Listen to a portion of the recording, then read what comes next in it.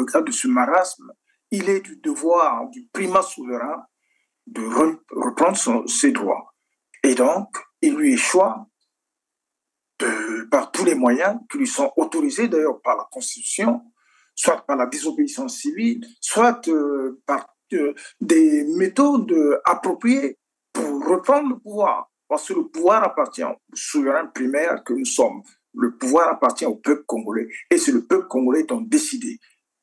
Et j'attire l'attention de tous les Congolais, qu'ils soient du nord, du sud, d'est et de l'ouest. Le Congo, dans sa totalité, souffre. Que ce soit les enfants du nord, du sud, d'est à l'ouest, ils souffrent des mêmes maux. Le problème, Clément Mirassa, je reviendrai avec toi tout à l'heure pour savoir que faut-il faire, comment faire pression à ce régime, j'allais dire, pas seulement le gouvernement, comment faire pression à ce régime de sorte à le ramener à l'ordre, quitte à leur demander de partir, pourquoi pas. Je reviendrai tout à l'heure vers vous. Alors, non, mais je réponds déjà à la question, Christian. Je réponds déjà à la question. Vous en prie. Christian, comment les Sénégalais ont fait pour arriver à là où ils sont arrivés? Comment ils ont fait pour que deux personnes qui étaient en prison se retrouvent aujourd'hui, l'un président de la République, l'autre premier ministre? Il faut être debout, au prix du sacrifice même du sang. Au prix du sacrifice même du sang. Si les Congolais ont choisi d'être silencieux, s'ils sont terrifiés, s'ils ne sont même pas capables de revendiquer ce qui leur est accordé du point de vue de la Constitution et des lois et règlements de la République, mais il faut que les Congolais, je dis, il faut que les Congolais soient debout. Ne créons pas des problèmes à nos générations futures. Nous coopérons avec tous les pays et je tiens à préciser aux Congolais que nous n'avons pas de problèmes avec le peuple rwandais.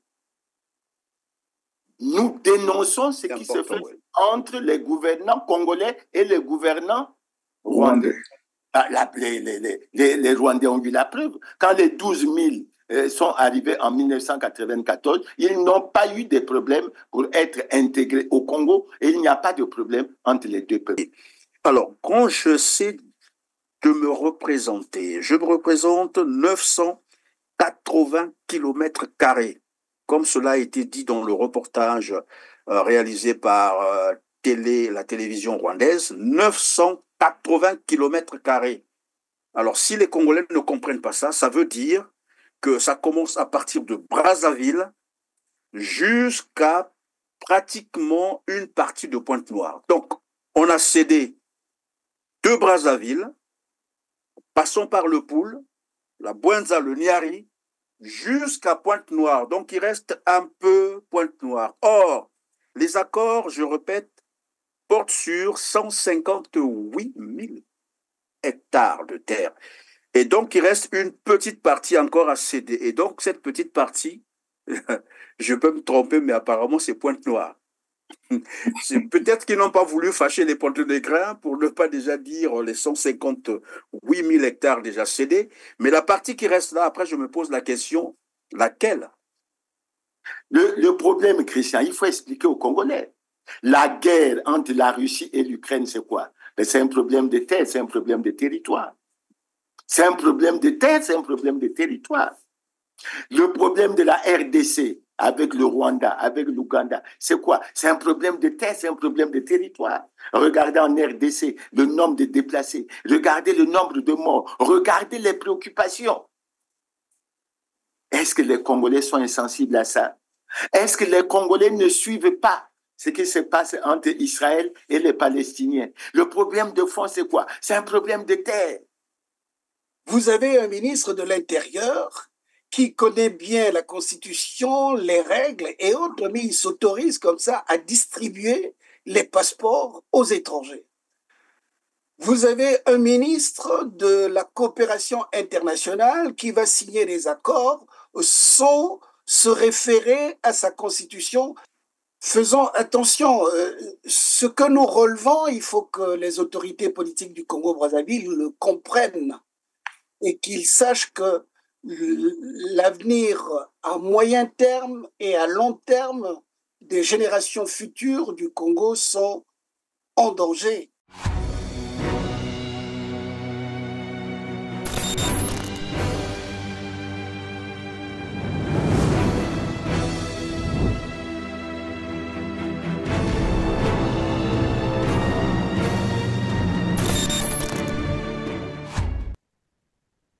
Bonjour Jean-Paul Ebenga. Bonjour mon frère Christian, c'est un grand plaisir de me retrouver une fois de plus sur votre chaîne de télévision.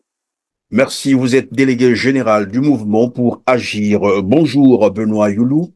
Bonjour, mon cher Christian Perrin. C'est toujours un plaisir de se retrouver sur le plateau afin de parler du pays. Merci d'être avec nous sur Telar TV. Vous êtes contrôleur aux finances, membre du mouvement pour agir. Clément Mirassa, bonjour. Bonjour Christian, c'est toujours un plaisir d'être avec toi, avec le R7 pour élucider les Congolais sur un certain nombre de problèmes. En tout cas, c'est un plaisir. Merci Clément Mirassa, vous êtes ancien ministre du Commerce, ancien ministre du Développement industriel, président du PSDC. En tout cas, merci à tous d'être avec nous sur Telar TV R7 pour décrypter l'actualité brûlante du Congo-Brazzaville. L'insécurité plus que grandissante dans les grandes agglomérations du Congo, mais aussi finalement à l'intérieur du pays. Nous reviendrons ensuite sur les accords illégaux de cession de terre du Congo-Brazzaville, 980 km carrés cédés au Rwanda. Certaines voix s'élèvent déjà pour demander des poursuites judiciaires contre les membres du gouvernement congolais impliqués dans cette forfaiture et cet acte de haute trahison. Si le temps nous le permet, nous pourrions chuter sur la déclaration de conflit d'intérêts des membres du gouvernement devant la haute autorité de lutte contre la corruption. Voilà pour l'essentiel de cette tribune. Commençons par la criminalité transfrontalière. De la Songa Kélé, vous l'avez probablement constaté, en passant par Pokola et Igné, les Congolais ont vécu ces derniers temps des moments tragiques, kidnapping suivi de meurtres, assassinats crapuleux, découverte des réseaux de trafic d'organes, mais aussi la violence policière du Congo, bien entendu, la police congolaise, caractérisée par l'utilisation des armes de guerre contre des civils. Une femme enceinte a d'ailleurs reçu une balle tiré par la police congolaise à Kélé. Votre lecture globale de ces quatre situations combinées d'abord. La parole à qui voudra la saisir en premier. Merci bien Christian. J'ai toujours dit une chose et tu es habitué. Le Congo va mal, très mal. Et il n'y a pas que moi qui ai pu m'en rendre compte. Il vous souviendra qu'en mars 2023, M. Denis Sassou Nguesso, président de la République du Congo, avait déclaré que le ver était dans le fruit, qu'il fallait le détruire, pas seulement dans le secteur de la justice, mais dans tous les secteurs d'État. Je crois que les Congolais s'en souviennent. Malheureusement, au Congo, il n'y a pas de gouvernement, parce que cette déclaration n'a jamais été suivie des faits. Et dans les autres secteurs, rien n'a bougé, y compris dans le secteur sur lequel tu m'interroges, c'est-à-dire la sécurité. Plus récemment, nous avons suivi la déclaration d'un député, même si on a enlevé ou on a levé son immunité parlementaire, mais ce qu'il a dit reste d'actualité. Nous avons entendu Aimé Idever-Moigny s'exprimer sur les questions de sécurité dans le pays. Et tel que j'ai retenu la profondeur de sa déclaration, il s'exprimait d'abord en termes d'organisation structurelle et organisationnelle. Et ensuite, il a mis un accent tout particulier sur la compétence des hommes qui étaient chargés de gérer ces aspects. Et dans la vie concrète, les Congolais s'en rendent compte. À Brazzaville, à Pointe-Noire, les Congolais sont fatigués par le phénomène des bébés noirs qu'on n'arrive pas à maîtriser.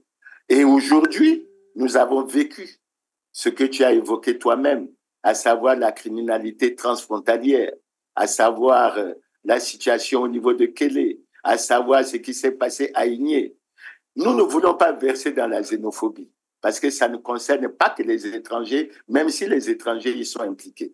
Mais nous nous rendons compte que les Congolais ne sont pas en sécurité chez eux, que les gouvernants n'arrivent pas à trouver les solutions idoines et appropriées pour résoudre cette question. Et pourtant, y compris la Constitution a prévu les mécanismes.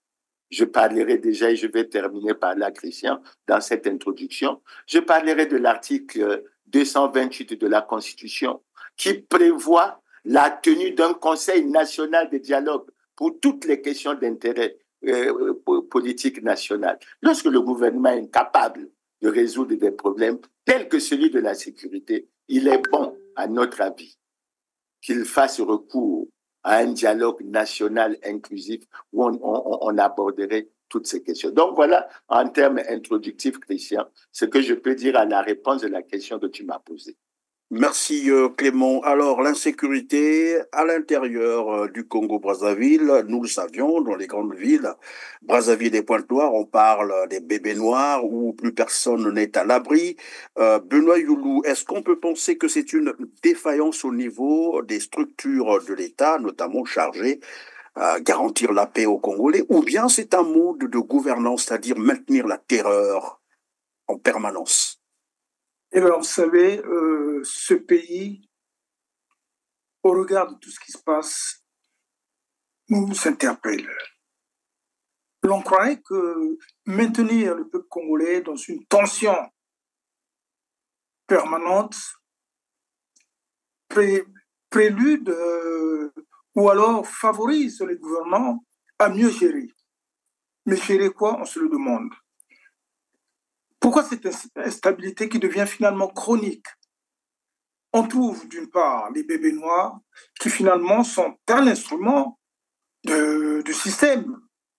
Parce que ces bébés noirs sont une émanation de la jeunesse qui n'a pu être encadrée et ayant fait la guerre, ceux-ci ont gardé des armes et au vu de ces moyens qu'ils ont maintenant, ils font du terrorisme. La nuit, ils mettent le peuple congolais en insécurité. C'est une question de survie pour eux. Donc, c'est une situation qui est finalement entretenue par les gouvernements. Bon, il y a cette cause endogène, mais il y a quand même une cause exogène. En ce sens, maintenant, il y a un trafic qui se fait au pays, qui est orchestré par des puissances étrangères. Et cette pratique est une émanation, une fois de plus, des gens qui viennent de l'extérieur. Mais comment, dans un pays, nous pouvons vivre dans une insécurité permanente? C'est des questions à se poser. L'État, finalement, est démissionnaire et laisse faire le pays. On se demande si le pays est gouverné, le pays va à volo. Et cette tension permet effectivement au peuple congolais de ne pas se préoccuper de la situation au quotidien. Les problèmes inhérents à la vie des Congolais et finalement, les problèmes sont mis de côté. Et les Congolais vivent au jour le jour, ils sont sur le qui-vive, ne sachant de quoi sera fait demain. Les grands problèmes qui devaient être résolus ne sont jamais réglés. La sécurité qui devait garantir la paix, dont il se gargarise le vocable, mais la paix n'est jamais garantie. Quand on est dans une insécurité permanente, quand on vit sur le qui-vive, quand les ouvriers, enfin les travailleurs ne sont pas payés, comment voulez-vous parler de la paix? C'est finalement une nette contradiction entre ce qu'ils disent et ce qu'ils font. Et d'ailleurs, c'est dans leur pratique, finalement. Ils ne respectent rien, tant bien même qu'il y ait la Constitution. Ils ne la respectent pas. Donc, c'est le désordre et nous vivons dans ce chaos qui devient endémique. Le pays est plongé dans le chaos. Et il faut nécessairement qu'il y ait de l'ordre. Et pour remettre de l'ordre, il faudrait que le peuple congolais prenne ses responsabilités pour essayer de remonter la pente parce qu'il n'en saurait être autrement. Et on ne peut pas continuer à vivre éternellement dans cette situation. Merci. Le peuple congolais doit prendre ses responsabilités pour remonter la pente, c'est ce que vous avez dit. Alors, Jean-Paul Ebenga, à qui profite le crime? C'est la bonne question. Les bébés noirs dans la police, les bébés noirs même à la garde présidentielle, puisqu'il y en a un là qu'on avait attrapé, qu'on a même brûlé. Il était de la garde présidentielle. Là-bas, on ne va pas dire qu'il n'était pas payé ou qu'il avait des problèmes, je ne sais pas, financiers. Bref. Et aujourd'hui, ben voilà, la violence, sinon les crimes, j'allais dire, la sécurité, c'est déporté jusqu'à l'intérieur du pays. Là-bas, déjà, on sait que les structures de police ne sont pas, mais vraiment ce qu'il faut. Et on apprend donc, comme on a dit tout à l'heure, le trafic d'organes, voilà, les assassinats crapuleux. À quoi cela vous fait penser? Monsieur Christian Perrin, si très vite je vous répondais en disant que ces crimes ou cette insécurité profitent au pouvoir, ceux qui nous entendent vont très vite dire que c'est une réponse évidente de la part de quelqu'un qui critique ce pouvoir. Vous voyez, ils vont dire qu'ils ne pouvaient que répondre de cette façon. Mais je vais essayer de vous montrer qu'effectivement, cette insécurité profite au pouvoir. Vous voyez, depuis un certain temps, nous constatons au niveau des grandes villes, notamment à Brazzaville, ce phénomène de bébés noirs. Et il arrive que les responsables de la police, ceux qui sont là pour assurer la sécurité dans le pays, vous présentent des bébés noirs dans des carrés de 200 jeunes, de 100 jeunes, de 50 jeunes, donc pour lesquels ils ont eu à arrêter. Et donc, ils montrent aux populations que voilà, les malfaiteurs, les fauteurs de troubles dans les villes, ce sont ceux-là. Et quelque temps après, vous voyez les mêmes jeunes qui ont été arrêtés, qui ont été présentés comme des fauteurs de troubles, les voilà se déplacer librement dans la ville. Et là, par déduction, mon frère Christian Perrin, on peut dire que ce désordre-là profite au pouvoir. Donc les Congolais ne sont pas dupes. Ils le constatent, mais depuis un bon moment, mais de plus en plus, les Congolais se rendent compte que, quand bien même que ces criminels, leurs actes profitent au pouvoir qui est en train de montrer que, attention, nous sommes là pour réprimer, nous sommes là pour faire du mal, donc mettez-vous à carreau, écoutez ce que nous sommes en train de dire. Malheureusement, ces troubles-là, on ne les constate pas seulement au niveau des citoyens lambda. De plus en plus, même ceux qui dirigent le pays, ceux qui sont au perché, constatent donc cette instabilité, cette insécurité. Et là, de plus en plus, en plus des villes, nous constatons, même comme l'a relevé mon frère Clément, au niveau des frontières. Et au niveau des frontières, donc, d'un pays, d'un État à un autre, de notre pays aux pays qui nous sont limitrophes, notamment, par exemple, le Cameroun. Qu'est-ce que cela montre? Mais ça montre la fragilité de notre dispositif de sécurité. Ça montre bien que ceux qui gèrent le dispositif de sécurité dans notre pays sont dépassés. Lorsque vous avez une structure qui n'arrive plus à contrôler, à commander, c'est le désordre qui se crée. C'est ce que les Congolais sont en train de constater. Et là, médusés, ils se disent, mais notre présent est difficile, mais que sera l'avenir? Ce sera encore pire. Et donc, on demande, est-ce qu'il faut demander aux autorités actuelles de se ressaisir? Je ne crois pas, je crois qu'ils sont dépassés. Je crois qu'ils seront dépassés et quelque part dans notre constitution, il y a encore des mécanismes qui permettent que l'on essaye de nous retrouver pour voir comment gérer au mieux notre pays. Et si on n'utilise pas ces quelques mécanismes donc les dispositions qui se trouvent dans notre constitution, il faut savoir que des troubles que l'on désigne souvent par des coups d'État, qui sont des modes aussi de changement de pouvoir, peuvent s'imposer à notre pays. Voilà ce que je peux dire dans mes propos introductifs à merci Jean-Paul Ebenga. Quand l'État n'arrive plus à assurer l'ordre, c'est le désordre et chacun, comme on disait tout à l'heure au Congo-Brazzaville, plus personne ne sait s'il est en sécurité ou non, mais tout le monde est finalement exposé. D'aucuns parleraient quand on parle bien sûr des bébés noirs, ils disent que c'est une émanation de la police. On se rappelle encore de l'affaire Mère Alice. On a bien compris que c'est des gens, des policiers haut gradés, très proches d'ailleurs du directeur général de la police. Et maintenant, on commence à le vivre à l'intérieur du pays lorsqu'on parle de Pokola, de Kélé, Igné. Bon, Igné encore, c'est dans le Poul, c'est pas trop loin de Brazzaville. Mais Clément Birassa, est-ce que on peut parler là d'une transposition de la violence vers ces petites localités, ou bien c'est une insécurité finalement qui a toujours existé et qu'on est en train de découvrir maintenant? Christian, on est peut-être en train de la découvrir, mais il faut que nous fassions attention à des phénomènes qui, je suppose, ne sont pas naissants. Regardez comment la population a réagi dans la Sanga. Regardez comment la population a réagi à Kélé, faisant en sorte que la police a dû recourir à des tirs à balles réelles blessant même une pauvre femme qui était enceinte. Il y a véritablement péril en la demeure. Et ce qui fait sourire les Congolais, Christian, c'est quoi? Chaque année, on vous dit qu'on recrute 1500 policiers, on recrute 1500 gendarmes. Pendant ce temps, dans l'éducation nationale, dans les autres secteurs, on ne recrute pas. Mais pourquoi avec ces recrutements, la force publique n'est pas capable de régler le problème de la sécurité? De 6 millions d'habitants en plus, il faut préciser, de 6 millions d'habitants seulement. Et ensuite, Christian, il faut tenir compte d'un phénomène. Je ne peux pas me passer de parler de cela. L'impunité. Et j'en parle à ce niveau. Pourquoi?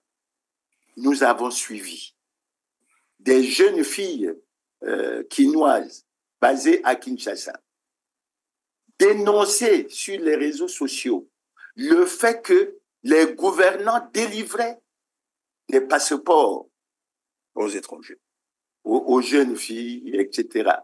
À la suite de ça, nous avons découvert sur les réseaux sociaux une vidéo faisant état de ce que, au niveau de l'Afrique de l'Ouest, il y avait un réseau qui permettait aux frères de cette zone d'avoir, sans aide même à Brazzaville, des passeports congolais.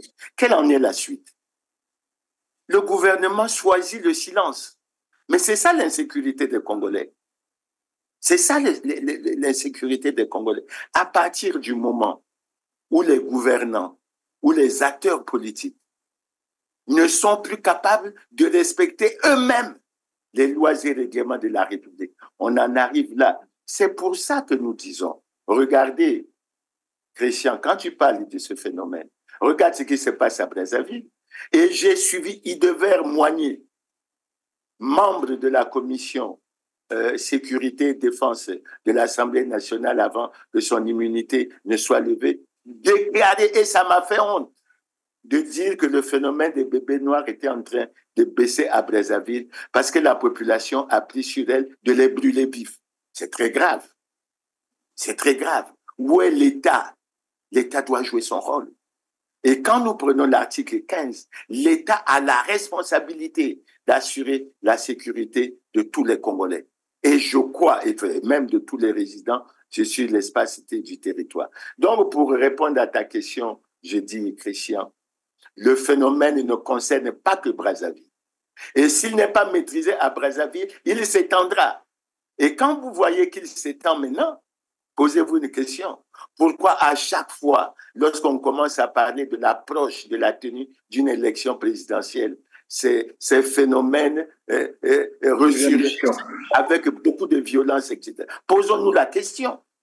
On ne peut pas à la fois se vanter d'être des apôtres de la paix et ne pas être capable de régler le problème de la violence. Faire en sorte que les Congolais se sentent en paix dans leur pays. Les gouvernants congolais et le gouvernement de Colline Makosso doivent prendre conscience que les Congolais sont en insécurité et qu'il a lamentablement échoué parce qu'il n'est pas capable de faire en sorte que les Congolais se sentent en sécurité dans leur propre pays, en dépit des recrutements qu'ils font, en dépit de toutes ces déclarations qui sont en fait, j'ai déjà dit, le gouvernement de Colline Makosso, en d'autres termes, c'est le gouvernement de la Tchatch, le gouvernement des réunions. Mais pendant ce temps, les Congolais sont dans la souffrance, ils sont dans la misère, ils sont dans l'insécurité et ils ne retrouvent plus les repères normaux qui sont réclamés pour vivre dans un pays.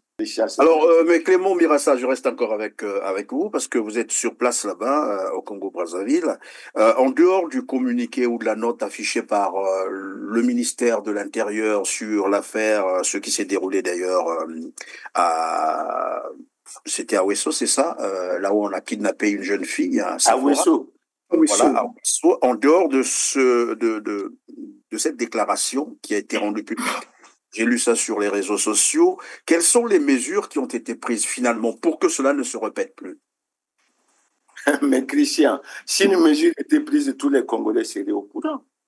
Ce qui trouble les Congolais, Christian, on arrive à Pokola à trouver des ossements humains dans un congélateur. Vous vous imaginez à quel niveau nous sommes arrivés? Des ossements humains. Notre sœur, pour laquelle j'ai beaucoup de tristesse, la sœur Sephora, qui est morte dans les conditions que nous savons. Mais on l'a dépouillée de ses organes génitaux, des seins. Ça veut dire quoi? Ça veut dire que je n'ai suivi aucun communiqué. Je n'ai pas suivi une réunion urgente du gouvernement pour voir comment résoudre le problème de ces réseaux des trafiquants d'organes. J'ai suivi, il y a quelque temps, j'ai vu le ministre de l'Intérieur organiser une réunion à Brazzaville où il faisait pencher la responsabilité sur les chefs de quartier. Mais les pauvres, qu'est-ce qu'ils peuvent faire? Nous avons une force publique et l'une des missions des forces publiques, c'est d'assurer la sécurité et de faire en sorte que les Congolais vivent correctement dans leur pays. Et je crois, et ça je ne peux pas ne pas le dire, quand vous lisez le communiqué du ministre de l'Intérieur, le ministre de l'Intérieur parle d'une probable extradition. Mais il faut que nous nous référons à notre propre législation. L'article 10 de notre Constitution dit quoi, Christian? Que sauf cas de perte ou de déchéance de nationalité, le Congo n'est pas prêt à extrader un de ses ressortissants. C'est comme ça que nous allons aller demander au Cameroun, quel que soit le motif. Et quand on regarde la situation du Cameroun, le Cameroun et le Congo sont deux pays de la CEMAC.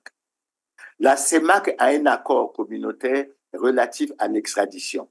Mais dans cet accord, il est bien dit, il est bien donné à chaque État la possibilité de refuser toute extradition. Or, le meurtrier de notre sœur a été arrêté à Moulundu, je ne sais pas quoi, au Cameroun, il a été transféré à Yaoundé. Quand le ministre de l'Intérieur parle de l'extradition, mais il faut qu'il sache quelles sont les dispositions qui sont prises au Congo.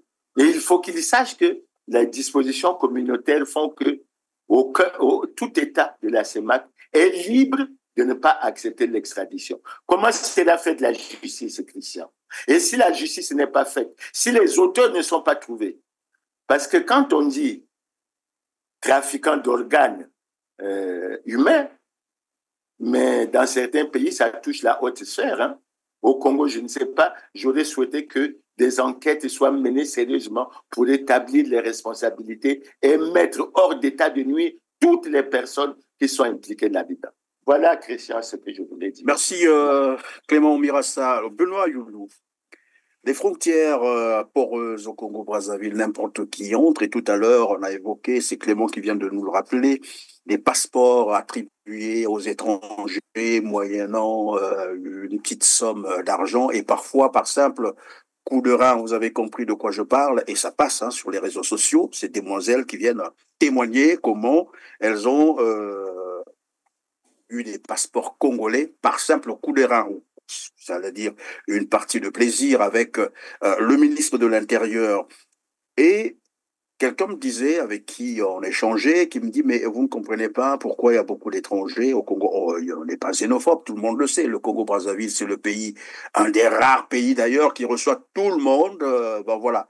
Même sans papier, en situation illégale, il arrive, il atterrit le matin, l'après-midi, il commence à faire le commerce dans la rue même. Les Congolais ne sont pas xénophobes. Mais alors, il me disait, si on laisse venir tous ces étrangers, cela constituerait également, et c'est ce qu'il disait lui, une base électorale pour ceux qui sont là pour justifier, bon, même s'ils trichent, mais au moins il faut avoir une certaine base électorale. Et donc, ces étrangers servent de base électorale pour ce régime. Et vous savez, le problème des passeports sous-tend la souveraineté nationale. Qu'est-ce qu'un État souverain? Le Congo n'est pas en mesure de garantir l'entrée des citoyens dans son territoire, des citoyens autres que les citoyens congolais dans ce territoire. On distribue des passeports qui sont le gage justement de la souveraineté. On peut acquérir le passeport au Congo. Les étrangers peuvent acquérir des passeports, sauf les Congolais eux-mêmes, qui ont du mal à avoir le passeport. Mais les étrangers peuvent se prévaloir d'avoir ce droit d'avoir des passeports aussi facilement.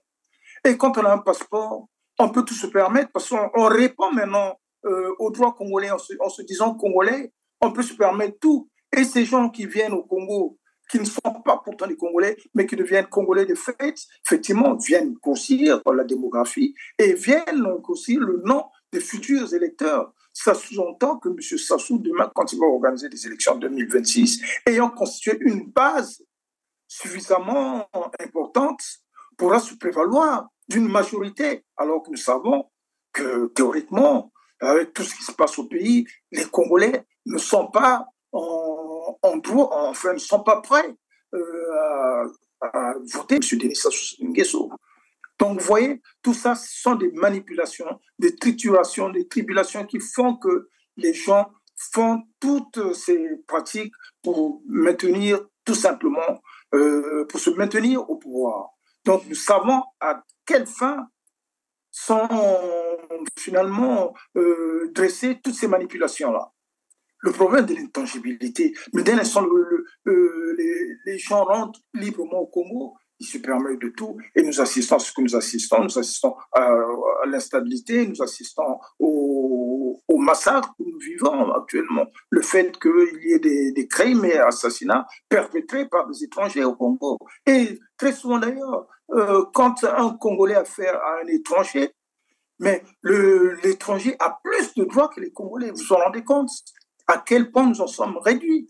Hein? Parce que monsieur l'étranger qui détient le passeport congolais est soutenu par un haut responsable. Mais ça pose de véritables problèmes de la légitimité ou alors de la citoyenneté au Congo. Il faudrait que demain tous ces problèmes soient revus et que vraiment nous apportons des solutions radicales parce qu'on ne peut pas continuer à laisser faire en sorte que le Congolais ne se sente plus libre chez lui, le Congolais ne se sent plus Congolais chez lui.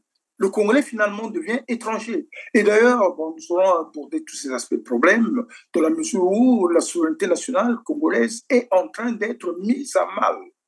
Demain, on ne sait pas ce que nous deviendrons.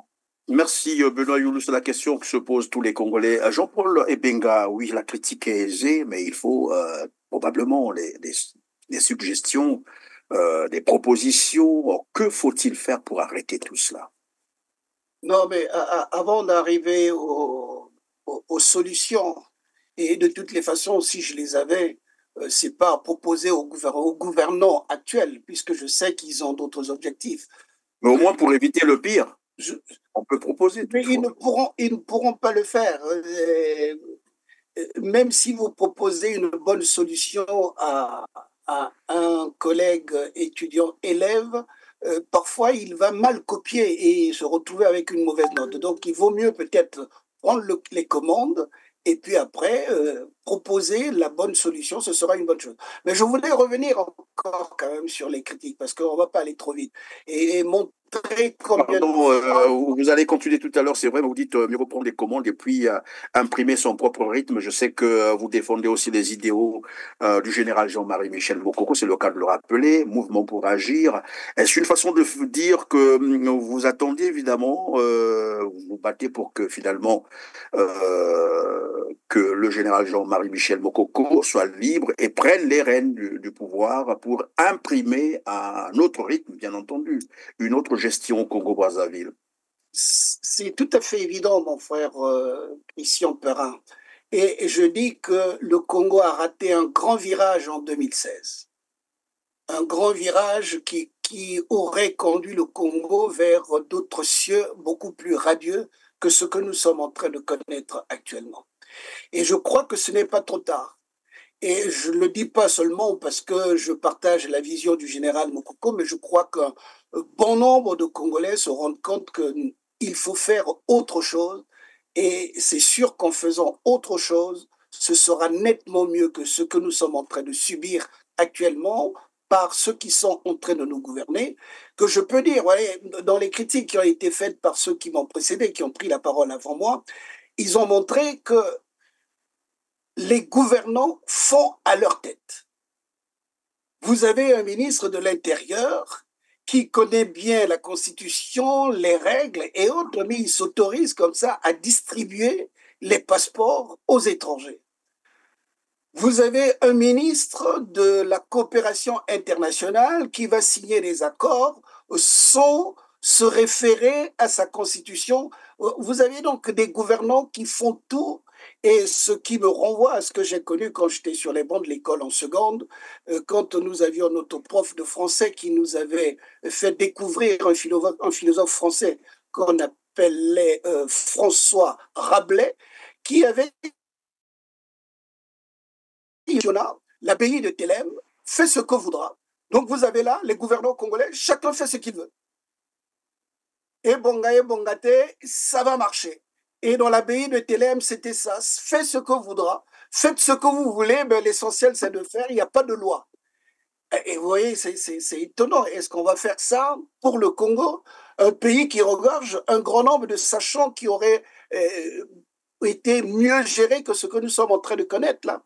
Alors, je voulais montrer un grave danger pour notre pays, le Congo. Vous voyez, moi, j'ai été proche des structures des instituts de médecine, puisque j'ai été dans une fac de pharmacie où j'ai enseigné.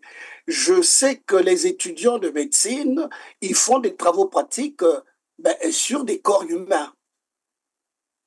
Mais tous ces corps humains, c'est de façon légale que les instituts de médecine, les facs de médecine acquièrent ces corps.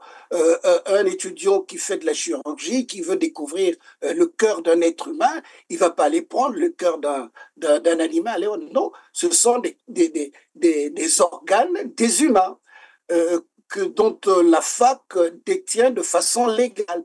Mais au niveau de l'Europe, tout cela est réglementé. Les facs de médecine, pour avoir toujours ces organes humains, c'est un peu difficile. Mais voilà que l'Afrique se retrouve être un grand marché où on peut en avoir à foison. Et si vous avez des pays comme le Congo-Brazzaville où il n'y a pas de règles et autres, mais c'est sûr, on trouvera des organes humains à tout bout de champ, et ceux qui n'ont pas la possibilité de gagner de l'argent se transformeront en vendeurs d'organes humains sans trop de difficultés. Mon frère Clément l'a dit, à Pokola, on a découvert un citoyen avec tout un congélateur rempli d'ossements humains. Mais ça, c'est celui qu'on a arrêté. Mais ceux qu'on n'a pas arrêtés, qu'on n'a pas découvert, ils sont nombreux, ils sont à foison dans notre pays. Voilà ce que va devenir l'Afrique et voilà ce que vont devenir les pays fragiles, mal gérés, mal contrôlés, avec aucun dispositif de sécurité. Et ça, c'est nettement plus dangereux que ce que nous sommes en train de dire là.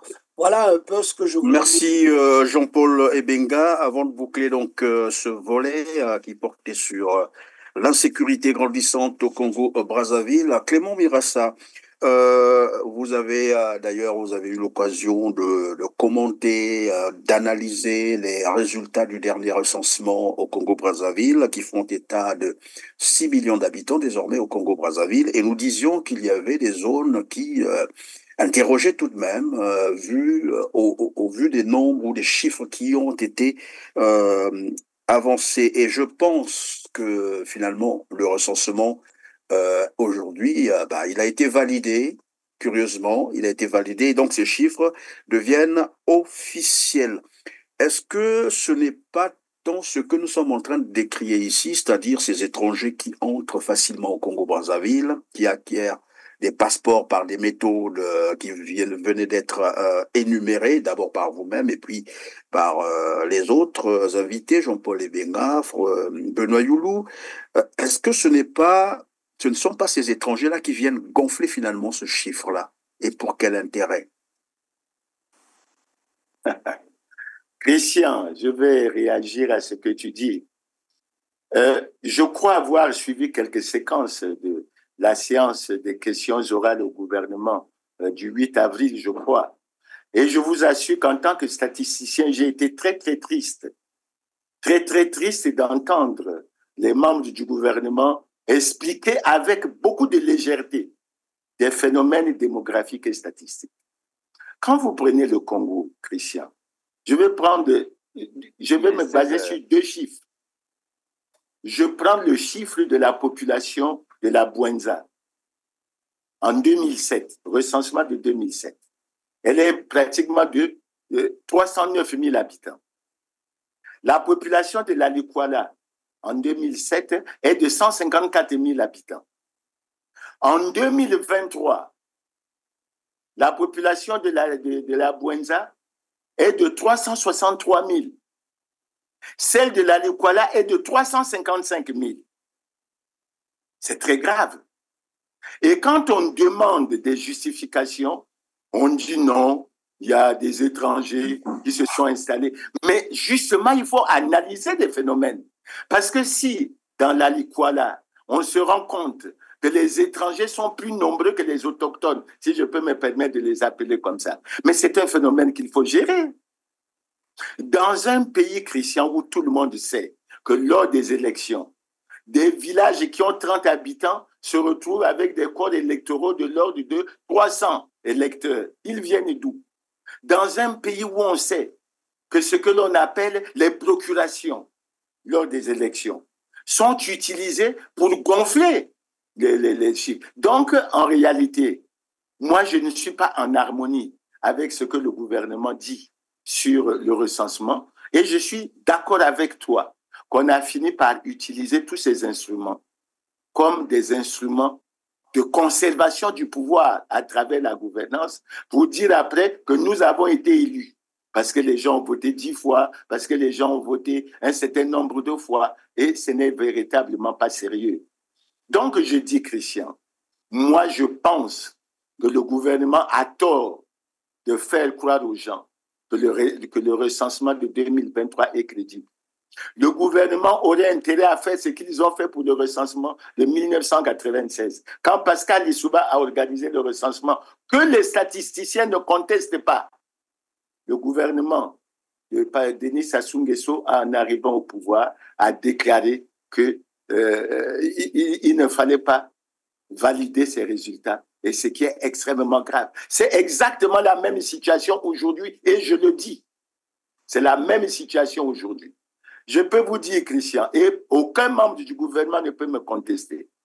Lorsqu'on a fait le recensement administratif en 2001 par le ministre Pierre Oba, qui a permis qu'on aille aux élections générales pour valider les résultats de la guerre, les plateaux, mon département, avaient une population de 239 000 habitants. Et lorsqu'on a fait le recensement en 2007, les plateaux avaient une population de 171 000 habitants. Vous voyez bien que c'est de la tricherie.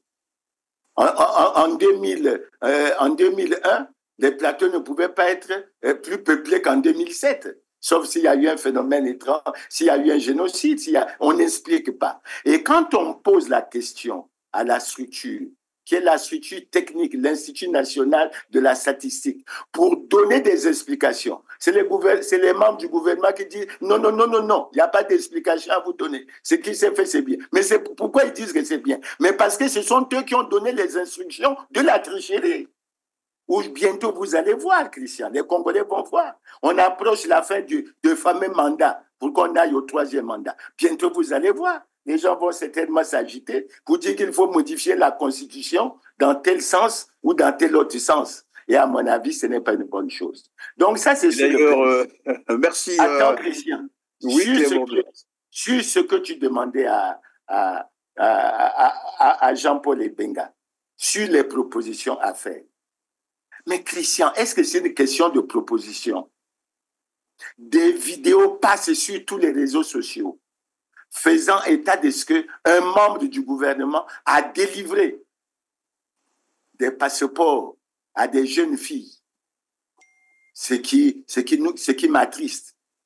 Est-ce qu'on a besoin encore qu'on donne des directives pour régler ce problème? Et quand il y a une telle impunité, vous attendez quoi?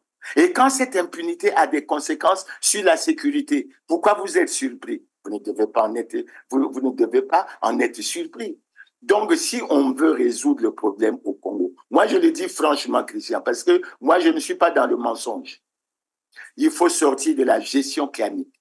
Il faut sortir de l'impunité. Il faut accepter le respect des lois et règlements de la République. Et sur ce point, je te dis, Christian, je suis très triste. On a changé la Constitution en 2015. Mais je dis, Et j'ai fait beaucoup d'émissions avec toi là-dessus. Aucun gouvernant n'est en conformité avec la Constitution de 2015, personne ne la respecte. Et certainement bientôt, ils vont nous sortir quelque chose pour dire allons modifier, parce que ce qu'on veut, c'est absolument se maintenir au pouvoir. Le problème, Clément Mirassa, je reviendrai vers toi tout à l'heure pour savoir que faut-il faire, comment faire pression à ce régime, j'allais dire, pas seulement le gouvernement, comment faire pression à ce régime de sorte à le ramener à l'ordre, quitte à leur demander de partir, pourquoi pas. Je reviendrai tout à l'heure vers vous. Alors, non, mais je réponds déjà à la question, Christian. Je réponds oui, déjà à la je vous question. en prie. Christian, comment les Sénégalais ont fait pour arriver à là où ils sont arrivés? Comment ils ont fait pour que deux personnes qui étaient en prison se retrouvent aujourd'hui, l'un président de la République, l'autre premier ministre? Il faut être debout, au prix du sacrifice même du sang. Au prix du sacrifice même du sang.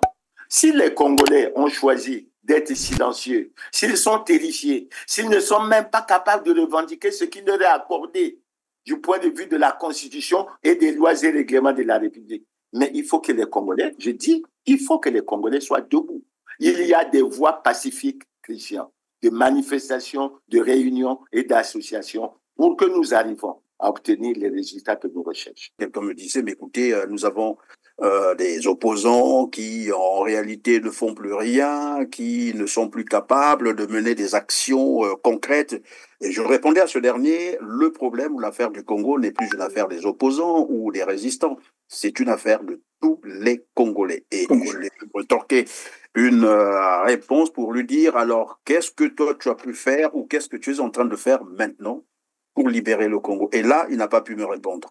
Donc, je dis et je répète, l'affaire du Congo est une affaire de tous les Congolais. Parce que quand ça va dégénérer, surtout avec cette affaire du Rwanda que nous allons aborder tout à l'heure, aucun Congolais ne sera épargné. Alors, Clément Mirassa, tout à l'heure, parlait des étrangers qui ont dû gonfler aussi, évidemment, les chiffres qu'on nous a présentés lors des recensements, puisqu'il a rappelé même, le gouvernement a dit, il y a eu des étrangers qui sont arrivés, ce qui est une bonne chose, parce qu'après, il y a une régularisation qui se fait. Nous vivons dans des pays étrangers, on sait comment ça se passe. Encore qu'une régularisation ait été faite, d'accord. Mais après qu'on a régularisé cela, on voit ce qui se passe maintenant. Il y a eu, je crois, ils sont encore au Congo-Brazzaville, je ne sais pas si ils sont repartis, il y a au moins 8000 Hutus rwandais qui sont au Congo-Brazzaville.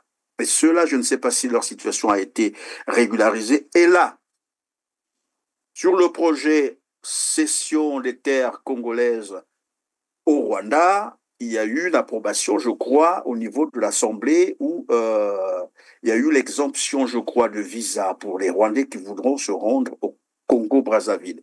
Et on imagine le nombre de ces Rwandais qui vont arriver au Congo-Brazzaville. C'est probable que cela aussi soit régularisé. Bref, c'était pour faire la transition vers l'affaire de cession des terres. Alors, parlons-en. Un projet qui est déjà passé presque à sa concrétisation. Je crois que vous avez suivi le dossier. Christelle Denis Sassou Nguesso parle déjà de 11 000 hectares, je crois, qui ont été cédés aux Rwandais, où ils sont en train d'expérimenter, je ne sais pas si c'est du maïs ou du ricin, bref. Alors, il parle de 121 000 hectares déjà répertoriés et cédés au Rwanda. Sans compter les 11 000 autres, nous sommes à 132 000 hectares déjà cédés au Rwanda sur 158 000 hectares. Donc, il y a encore une bonne partie qui reste à céder au Rwanda. Mais je commence par le début. Le début, c'est comprendre comment un projet comme celui-là est passé déjà à sa concrétisation sans avoir été validé au niveau de l'Assemblée nationale. Clément Mirassa. Je vais essayer d'apporter quelques réponses. Je commence sur le premier problème qui est extrêmement important. Lorsque tu parles de xénophobie, tu as essayé d'utiliser ce terme, et moi je vais répondre à Pascal Tsati-Mabiala. Je réponds à Pascal Tsati-Mabiala, qui a osé dire que s'opposer à la cession des terres aux Rwandais, c'est être xénophobe. Et je dis à Pascal Tsati-Mabiala, Mais je crois qu'il n'a pas suivi l'actualité de ces derniers temps. Christian, il faut que nous sachions que lorsqu'il y a eu le génocide en 1994 au Rwanda, génocide qui a fait 800 000 morts, le Congo a accueilli près de 12 000 Rwandais qui aujourd'hui, pour la plupart, ont choisi de s'installer. Le Congo a accueilli plus de 12 000 Rwandais. Il n'y a pas eu de problème de xénophobie. Ils se sont installés dans tous les départements du Congo. En 2017, si Pascal Satima Biala ne le sait pas, ces Rwandais ont perdu leur statut de réfugiés. Et on leur a demandé, s'ils voulaient rester au Congo, de se conformer aux lois et règlements de la République du Congo. S'ils voulaient rentrer au Rwanda, mais qu'ils prennent des dispositions, qu'ils approchent l'ambassade pour rentrer. Christian, lorsque cette directive a été donnée, à ma connaissance, il n'y a eu que 104 Rwandais qui ont accepté de repartir au Congo. Il y a près de 8000 Rwandais, plus de 8000 Rwandais qui sont restés sur le territoire congolais, qui se consacrent à l'agriculture et qui se consacrent surtout au petit commerce. Ils vivent là, ils n'ont pas de problème. Et entendre Tsati Mabiala dire que s'opposer à ça, etc., mais je dis à Tsati Mabiala, les 8000 là sont des Hutus qui étaient considérés à l'époque, qui étaient pourchassés parce qu'on les considérait comme modérés, c'est-à-dire qu'ils ne partageaient pas la vision de certains de leurs compatriotes qui voulaient effectivement l'extermination des Tutsis. Maintenant, avec l'accord, il faut expliquer aux Congolais, avec l'accord, qu'est-ce qui va se passer? Ce qui va se passer, c'est que nous allons maintenant avoir une affluence des Tutsis avec un risque de menace, d'affrontement sur le territoire congolais. Et le risque d'importation du génocide. Est-ce que Tsati Mabiala en a conscience? Est-ce que Tsati Mabiala sait que entre les Hutus et les Tutsis, il y a eu un génocide au Rwanda qui a fait 800 000 morts? Il ne faut pas rigoler avec l'avenir d'un pays. Je ne sais pas s'il a dit en tant que chef de file de l'opposition. En tout cas, je ne suis pas dans l'opposition de Tsati Mabiala. Je suppose qu'il a parlé en tant que UPADES, mais en tant que Congolais. Je regrette vraiment que Tsati Mabiala ait pu faire ce genre de déclaration. C'est même grave et c'est regrettable. Maintenant, par rapport à ce que tu dis, Christian, il faut que les Congolais comprennent. Moi, je fais mon analyse. Les accords qui ont été signés avec le Rwanda posent beaucoup de problèmes. Le premier problème que ça pose et ça passe inaperçu, c'est quoi, Christian? Les Congolais n'osent pas le dire, mais il faut qu'au fur et à mesure que nous avançons, que ces éléments-là sortent. C'est Denis Christel Sassou Nguesso qui a eu le pouvoir de signer les accords dans tous les domaines. Défense, affaires foncières, enseignement supérieur, petites et moyennes entreprises, mines, géologie, c'est défense. C'est lui qui a eu le pouvoir. Mais curieusement, il n'a plus le pouvoir de venir devant l'Assemblée, expliquer aux Congolais ce qui s'est passé. Moi, avant d'arriver au chiffre que tu as donné, je vais commencer par quelque chose. Il faut rétablir les choses, Christian. Les accords entre le Rwanda et le Congo se passent en 2 phases. La première phase a lieu par visioconférence en novembre 2021. Et au cours de cette rencontre, il y a eu l'accord de coopération militaire et technique. Il y a eu l'accord sur les affaires foncières. Il y a eu l'accord sur l'enseignement supérieur. Il y a eu toute une série d'accords. Figure-toi, Christian, que par rapport, il y a 7 accords qui ont été signés en 2021. Mais il faut être honnête pour dire que sur les 7 accords qui ont été signés en 2021, il y en a 2 qui ont reçu l'autorisation par le Parlement de la ratification. Et tu vas me poser la question, quels sont ces accords? Il s'agit de l'accord sur la convention, sur l'élimination de la double imposition, sur l'impôt sur le revenu, la prévention et l'évasion fiscale. Vous voyez bien, c'est dans l'intérêt rwandais, pas dans l'intérêt congolais. Parce que c'est eux qui ont beaucoup plus d'entreprises ici que nous. Le deuxième accord qui a eu la validation et l'autorisation du Parlement, c'est l'accord relatif à l'exemption du visa. Tu sais pourquoi? Mais pour qu'ils puissent rentrer au Congo en masse. Ça, c'est la première. Maintenant, s'agissant de cette première phase, l'accord sur la coopération militaire et technique a été présenté, enfin, a été inscrit à l'ordre du jour du Parlement 2 fois. 2 fois, il n'a pas été présenté par le gouvernement. 2 fois, il n'a pas été examiné. Christian, si on est sérieux, est-ce qu'on peut parler des terres au Congo si on ne voit pas clair dans le contenu de l'accord militaire? Et si dans cet accord, il y a la prévision de l'installation d'une base militaire au Congo, est-ce que les Congolais l'accepteraient? Pourquoi Colline Makosso, qui est si éloquent, qui est si tribun, pourquoi il n'explique pas aux Congolais? Et l'une des raisons est simple. Est-ce que vous êtes sûr qu'entre le ministre de la Défense et le ministre Denis Christian Sassou Nguesso, qui est parti signer ça, il y a l'harmonie pour venir défendre à l'Assemblée le point de vue? Est-ce qu'on est sûr qu'avant d'aller signer cet accord, ils avaient eu véritablement l'assentiment de toute la force publique? C'est ça les questions de fond qu'il faut poser au lieu de les prendre superficiellement. Maintenant, avant de terminer, je vais parler de la deuxième série d'accords. C'est les accords qui ont été signés lorsque le président Kagame est venu ici en avril 2022. Mais, Christian, il faut être clair. Aucun de ces accords n'a eu l'autorisation de ratification par le Parlement. Aucun de ces accords, que ce soit l'accord relatif au complexe industriel et commercial de Maluku, que ce soit l'affaire de Yamba, où on aurait octroyé 11 000 km², que ce soit l'affaire sur les permis de recherche minière ou d'exploitation minière, il n'y a pas eu. Et c'est pour ça, Christian, qu'il y a la confusion.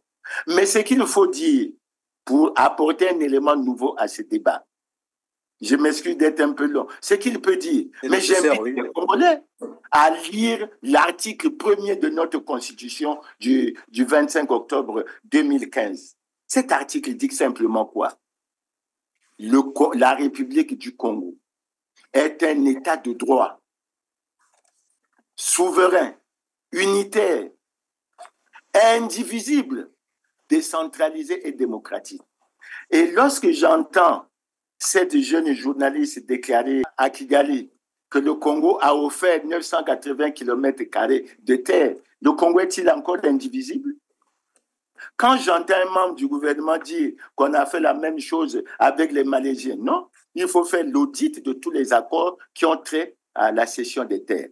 Donc, pour dire, Christian, que dans ces accords, il y a véritablement un agenda caché.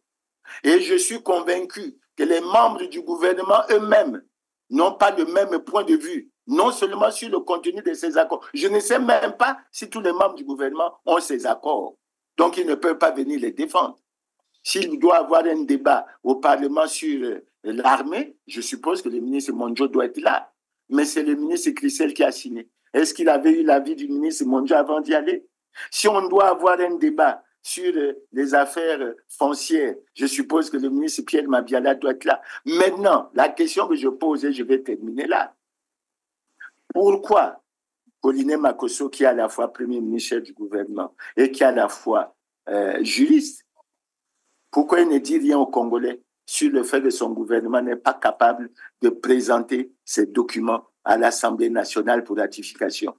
Pourquoi, en tant que Premier ministre, lorsqu'il y a les conférences des présidents pour mettre au point l'ordre du jour à l'Assemblée et au Sénat, il accepte d'inscrire des points pour lesquels finalement les documents ne sont pas présentés et les points ne sont pas examinés? Non.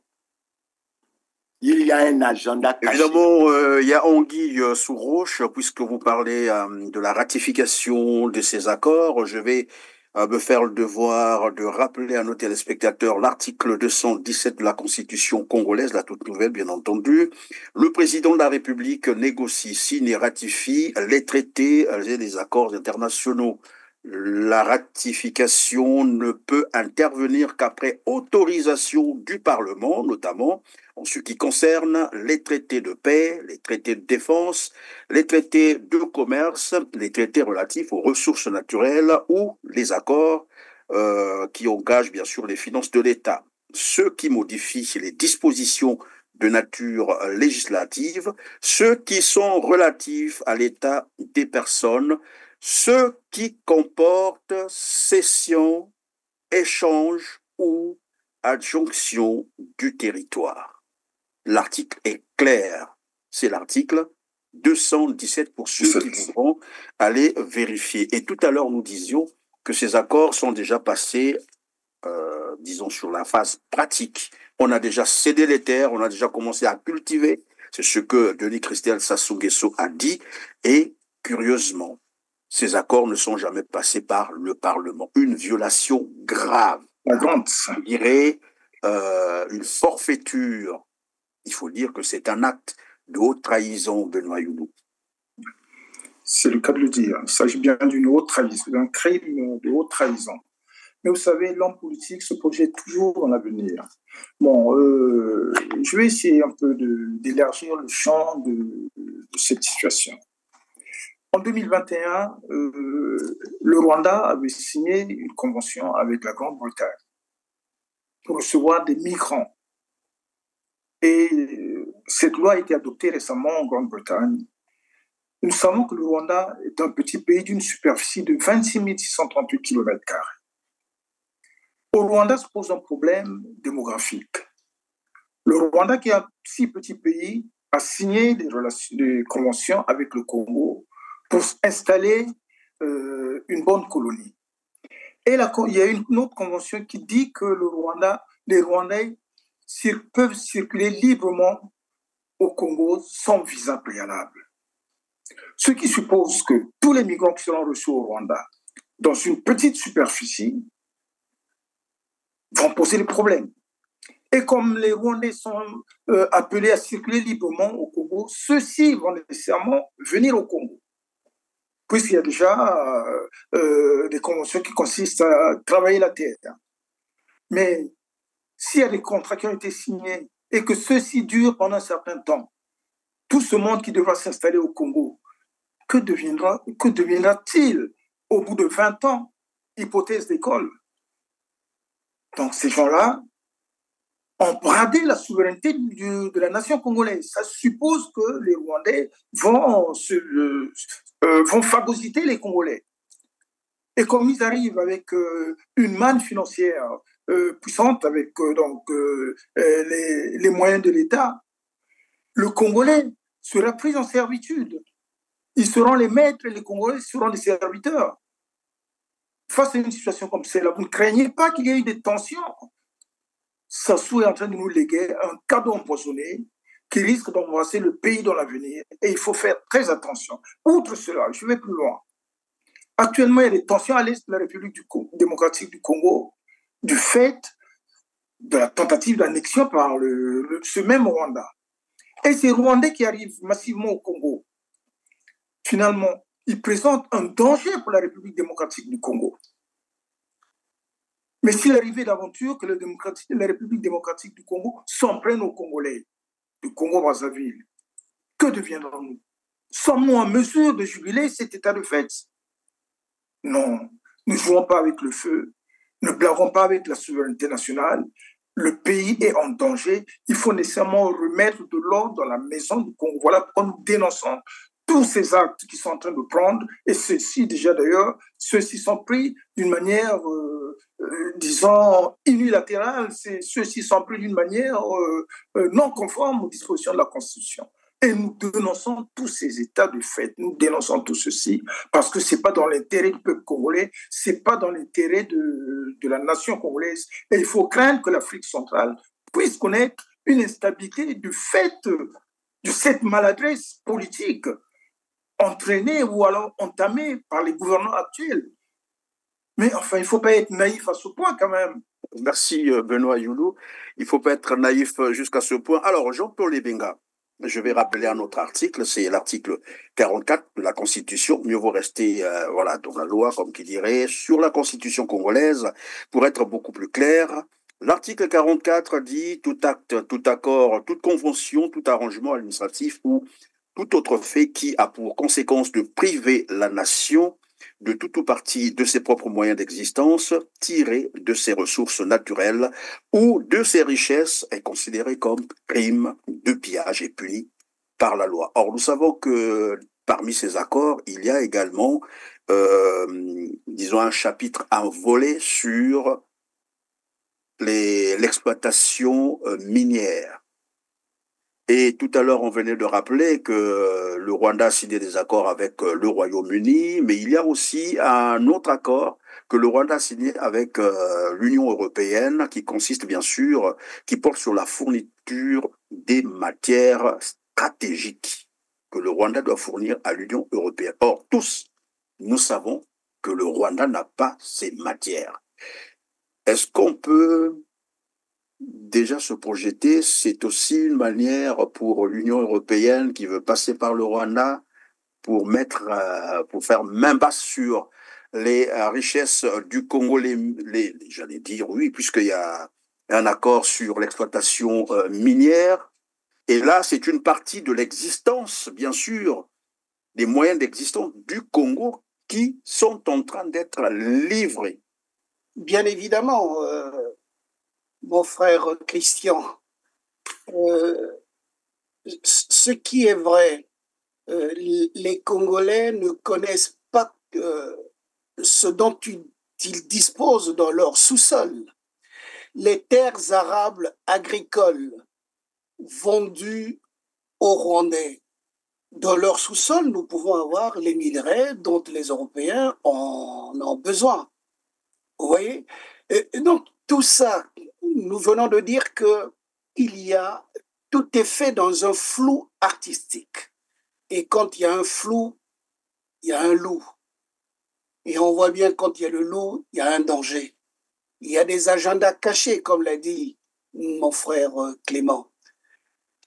Faisons attention, ce que nous relevons, il faut que les autorités politiques du Congo-Brazzaville le comprennent et qu'ils sachent que l'avenir à moyen terme et à long terme des générations futures du Congo sont en danger. Les frères de la RDC, comme l'a relevé mon frère Benoît, ils sont en guerre avec le groupe M23 et nous savons tous que le groupe M23 est entretenu par les Rwandais.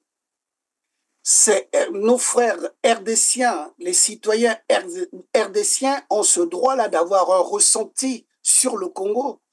Ils peuvent se dire que sur le Congo-Brazzaville, je voulais bien dire, ils peuvent se dire que le Congo-Brazzaville est de mèche avec les autorités politiques du Rwanda. Donc, quelque part, ils peuvent aussi se dire que, bon, c'est vrai, nous avons la guerre à l'Est, mais il faut que nous nous préparons aussi une autre guerre à l'Ouest, donc face aux Congolais de Brazzaville. Vous voyez donc dans quelle situation les autorités politiques du Congo-Brazzaville sont en train de créer une déstabilisation au niveau de l'Afrique centrale. Ils engagent lentement, mais sûrement, l'Afrique centrale dans un désordre énorme. Est-ce que notre armée nationale est en capacité de soutenir une guerre contre le Rwanda qui est dirigée par un chef de guerre? Le président du Rwanda, c'est d'abord un chef de guerre qui est devenu président. Vous voyez? Donc, comme l'a dit mon frère Clément, il faut que les autorités du Congo-Brazzaville se rendent compte qu'ils sont en train de s'engager dans une voie qui conduit nulle part, qu'ils prennent courage, qu'ils se disent « Nous n'avions peut-être pas bien apprécié les faits, nos frères du Rwanda, il faut que ces accords que nous avons tenté de nouer avec vous, il faut considérer que ces accords sont nuls et de nul effet. Il faut avoir ce courage-là, il n'y a pas de gêne. On ne va pas s'engouffrer comme ça dans des accords qui livrent la souveraineté d'un pays comme ça. Non, c'est inadmissible, mon frère Christian. Clément Mirassa, je vais rester encore un peu sur les accords, parce que finalement, le troisième point, apparemment, nous n'allons pas l'aborder. Restons sur la cession des terres congolaises au Rwanda. Les accords portent notamment sur ce volet, bien entendu. Les accords portent plutôt sur 158 000 hectares de terre à céder au Rwanda. Et ça a été dit officiellement devant tout le monde, devant les deux parties. C'est Christelle Denis Sassou Nguesso qui était en train de présenter ces accords. Les travaux réalisés entre la société Crystal Venture Limited et le ministère en charge des affaires foncières ont permis d'identifier les terrains dans les départements du Niari, de la Bouenza et du Poul. Il y a aujourd'hui près de 121 000 hectares qui sont disponibles sur les 150 000 hectares escomptés pour la réalisation de ce projet. Il précise que 121 000 hectares de terre ont été déjà identifiés et donc cédés, s'il faut le dire comme ça, sans compter les 11 000 hectares de Yambala où on est en train de faire, je ne sais pas si c'est une expérimentation avec la culture du maïs, bon bref, tout est flou autour, mais nous savons que c'est 11 000 hectares. Et donc ce qui fait un total de 132 000 hectares de terre déjà cédés au Rwanda. Et nous avons dit tout à l'heure, en violation flagrante de la loi fondamentale, parce que les articles dans cette loi sont clairs. On peut les interpréter, même un petit enfant du collège ou, j'allais dire, du cours élémentaire peut les interpréter. Alors, quand je sais de me représenter, je me représente 980 km², comme cela a été dit dans le reportage réalisé par la télévision rwandaise, 980 km².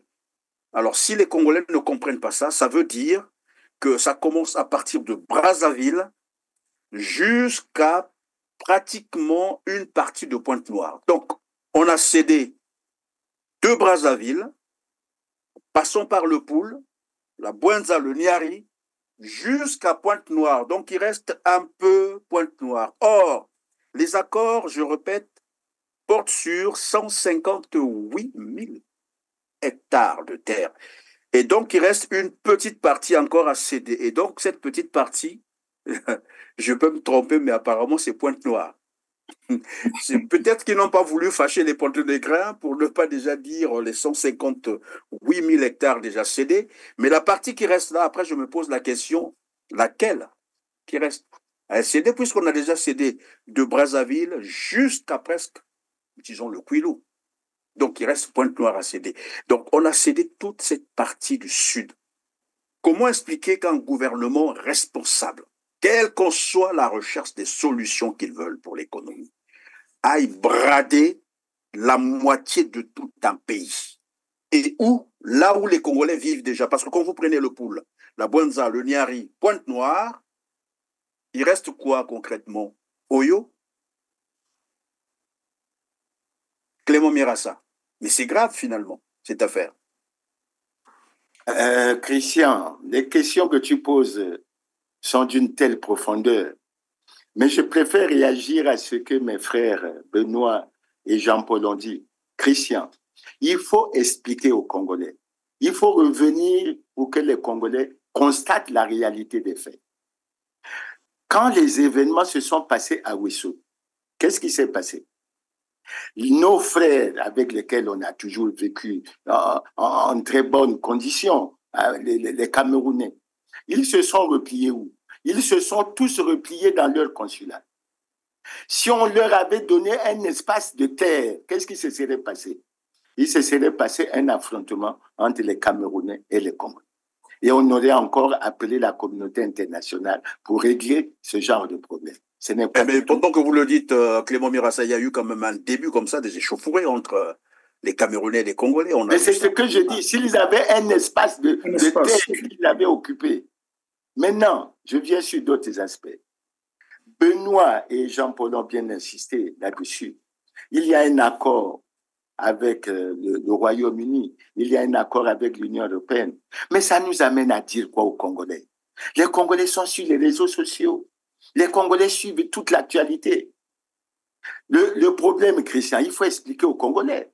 La guerre entre la Russie et l'Ukraine, c'est quoi? C'est un problème de terre, c'est un problème de territoire.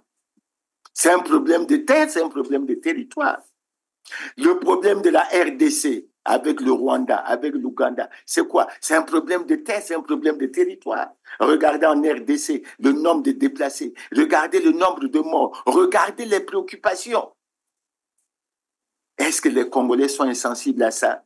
Est-ce que les Congolais ne suivent pas ce qui se passe entre Israël et les Palestiniens? Le problème de fond, c'est quoi? C'est un problème de terre. Pour dire qu'il faut qu'ils aient la projection. J'entends certains Congolais dire, je n'ai pas vérifié les faits, que en fait cet accord ou ces accords avec le Rwanda, c'est pour tout faire et amener Denis Christel Sassou Nguesso à la présidence de la République. Christian, il faut que nous les Congolais, nous ayons le courage de dire au président Sassou et de dire à Denis Christel Sassou Nguesso qu'il est déjà baigné dans beaucoup de scandales économiques et financiers. Et que ce n'est pas les simples déclarations de dire que c'est les ONG internationales qui veulent déstabiliser. Je peux prendre un exemple précis. Est-ce que Denis Christel Sassou Nguesso peut expliquer aux Congolais le problème de son appartement à Miami? Parce que les Congolais ont ces documents maintenant. Il peut expliquer ce problème aux Congolais. Il peut savoir que les documents qui ont été établis sur cette affaire se trouvent présentement entre les mains des Congolais. Non, je crois qu'il faut. Aussi de son hôtel, il faut parler aussi de son hôtel particulier de Paris. Tout ça. On peut même parler, c'est pas Mirassa qui a créé, on peut parler des 6 Congolais qui ont 5 500 milliards dans les paradis fiscaux. Mais est-ce que vous aimez votre pays quand vous prenez de telles sommes que vous alliez les planquer dans les paradis fiscaux pour favoriser le développement des autres pays et mettre votre pays et les Congolais dans la souffrance et dans la misère? Est-ce que c'est sérieux? Est-ce que lorsqu'on a des ambitions présidentielles, on se contente comme ça? Christian, je le dis aux Congolais pourquoi. Vous avez vu le président qui a été élu au Sénégal. Dans son compte, il avait 4 millions de francs. En termes de dette, il avait 30 millions. Et j'ai vu là sur les réseaux sociaux des frères ou des internautes dire maintenant, voilà un homme comme ça, maintenant, il tombe sur des fonds secrets du président de la République de près de 100 milliards de francs. Non, il ne faut pas. Si les gens ont des ambitions personnelles, il faut qu'ils trouvent le moyen de les résoudre. Mais ce n'est pas en bradant le pays. Et moi, je dis, Christian, nous avons déjà sacrifié la jeunesse par le problème de la dette. N'acceptons pas de sacrifier cette jeunesse et les générations futures par le problème des terres. Tu me disais qu'on arrive à point noir. Mais écoute, Christian, je suis statisticien et je suis même embrouillé dans cette déclaration. Christelle dit ceci. On a déjà octroyé 121 000 hectares sur les 158 000 escomptés pour la culture du ricin. On a déjà attribué 11 000 pour le complexe agropastoral de Yamba. Fais le calcul, toi, je crois que tu as dit que ça fait 132 000 hectares. Oui. Mais ça fait combien? Ça fait 1320 kilomètres carrés. Mais ce n'est pas ce que la journaliste rwandaise dit. La journaliste rwandaise parle de 980. La question que moi je me pose depuis que j'ai suivi ça, est-ce que les 980 ne s'ajoutent pas aux 1300? Maintenant, quand tu me parles de la question que tu poses, Christian, je suis peiné, je suis triste pour le Congo. Pourquoi? Parce que j'aurais voulu. Il faut que Colline Makosso explique de façon claire aux Congolais. Qu'est-ce qui a poussé le gouvernement, son gouvernement, à faire le choix sur les départements du Poul, de la Bouenza et du Niari, 3 départements de la partie sud du pays, alors que nous savons que notre pays a 12 départements, 5 dans la partie sud hors Brazzaville et Pointe-Noire, 5 dans la partie septentrionale. Est-ce que ce sont les études qui ont révélé à Colline Makosso que les Rwandais là, les terres qu'on voulait ou qu'ils veulent céder eux aux Rwandais ne pouvaient pas être trouvées dans la partie septentrionale du pays? Est-ce que c'est sérieux de faire comme ça? Je ne veux pas, je ne suis pas tribaliste. Mais il ne faut pas qu'on pousse les Congolais à la frustration. On est en train de pousser les Congolais à la frustration. Et ça, c'est des choses qui sont complètement inadmissibles. Que Colline Makosso dise aux Congolais quelles sont les études que son gouvernement a réalisées pour que les 158 000 hectares de ricin soient alloués dans le Poul, dans le Niari et dans la Bouenza. Dans la partie nord, il n'y a pas de possibilité d'agriculture. Il n'y a pas de terres arables. Mais j'ai vu le président qui est parti voir l'affaire, ou quoi, les deux kimbanguistes. Des kimbanguistes. Et j'en viens, Christian. Parce qu'en allant le faire, le président fait quoi? Mais il a mis le gouvernement en difficulté. Il a donné la preuve que si on donne les moyens aux Congolais et si on les met dans des conditions de travail, ils vont bien travailler. Et j'ai été très heureux quand le président a dit qu'il faut qu'on aménage la route qui va de la partie bitumée jusqu'à ce complexe agropastoral, je crois. Donc, la question est claire, Christian. Nous, notre position est la suivante. Les Congolais ne doivent céder aucun centimètre de leur terre aux Rwandais, quel que soit le motif. Le gouvernement ne peut pas céder cela en violation des lois et règlements de la République. Je sais que les gouvernants peuvent violer la Constitution, ils peuvent violer les lois et règlements de la République, ça ne leur fait absolument rien. Mais nous leur disons que nous ne l'acceptons pas. Et j'ajouterai, Christian, je suis heureux que le débat évolue.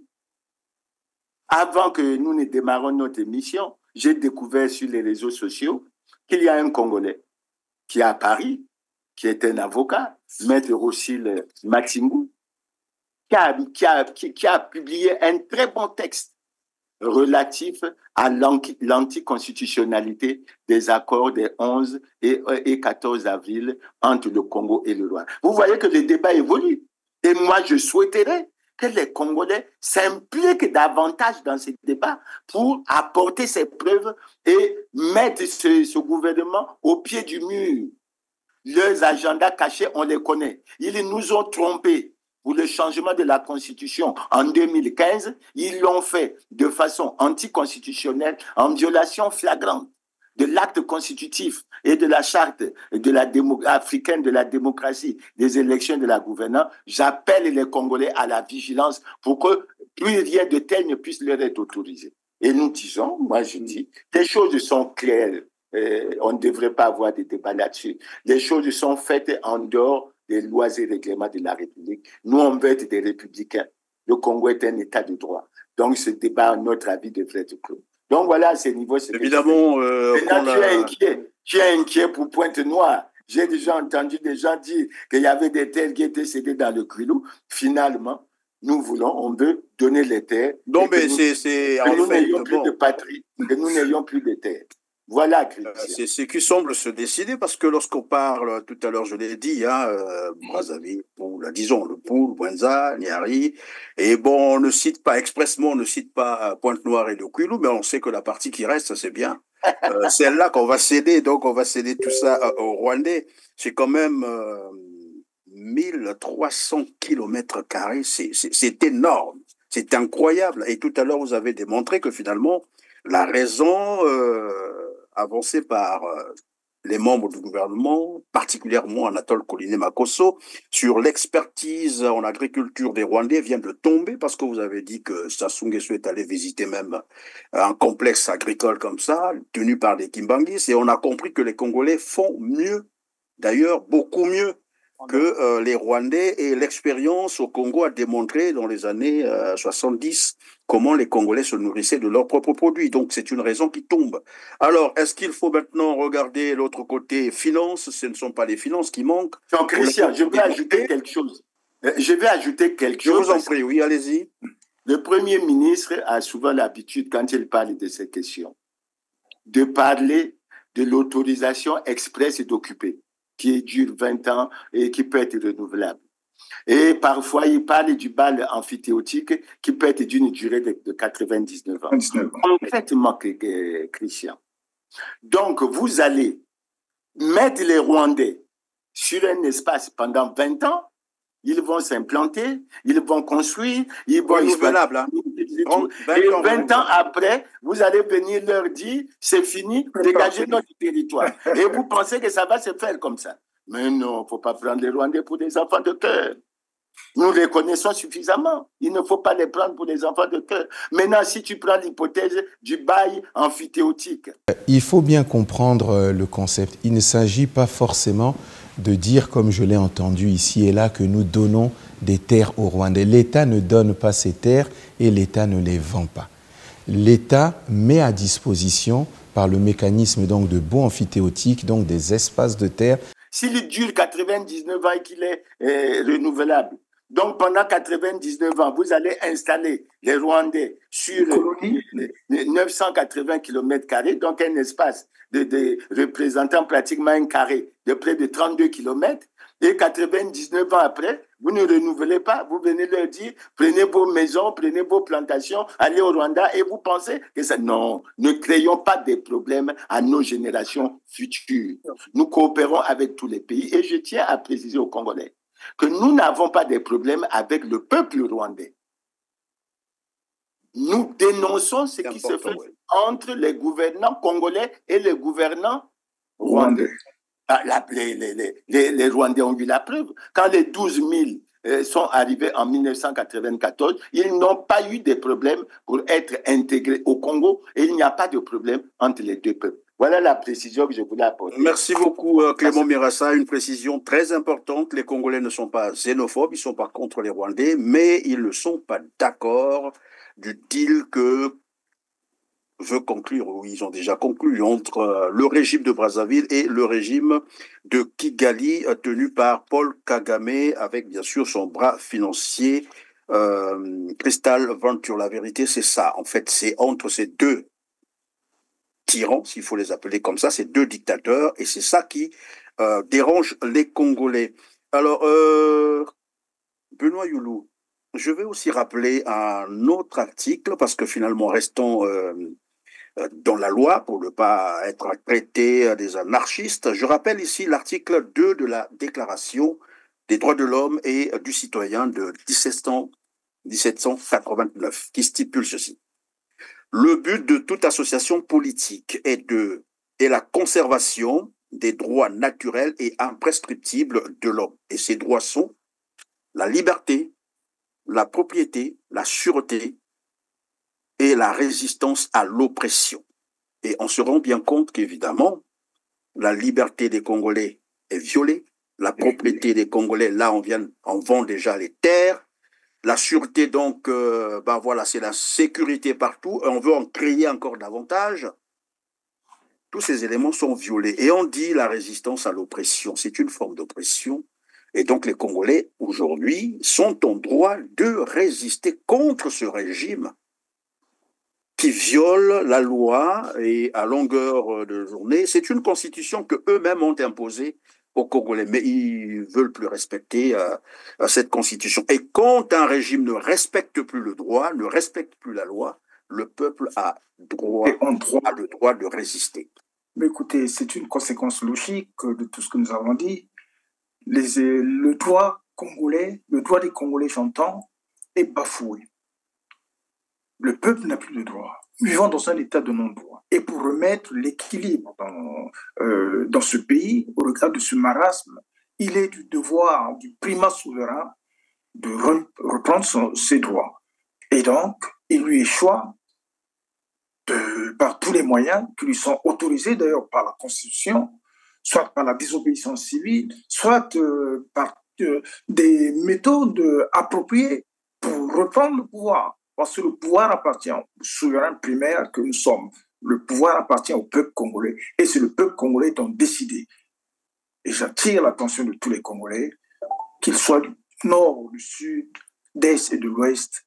Le Congo, dans sa totalité, souffre. Que ce soit les enfants du nord, du sud, d'est à l'ouest, ils souffrent des mêmes maux.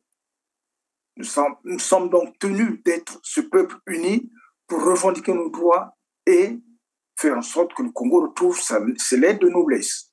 Tous unis contre un. Quand je parle de un, c'est contre ce système-là qui désorganise, qui a créé la division, qui a créé du tribalisme comme socle